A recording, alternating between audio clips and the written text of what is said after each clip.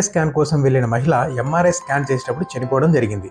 ఈ ఇన్సిడెంట్ ఏలూరులో జరిగింది. ఎంఆర్ఐ చేసేటప్పుడు ఏ జాగ్రత్తలు తీసుకోవాలి అనేది ఈ వీడియోలో చూద్దాం. MRI scan powerful magnetic field ని కలిగి ఉంటుంది.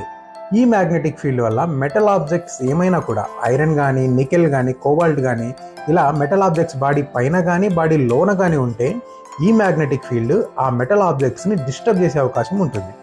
అందుకే ఎంఆర్ఐ రూమ్లోకి వెళ్ళేటప్పుడు శరీరం పైన ఎటువంటి ఆర్నమెంట్స్ కానీ, మొబైల్ ఫోన్స్ కానీ, ఉంగరాలు కానీ, కీ చైన్ కానీ ఏవి ఉండకూడదు. అన్నీ తీసే లోపలికి పంపిస్తారు.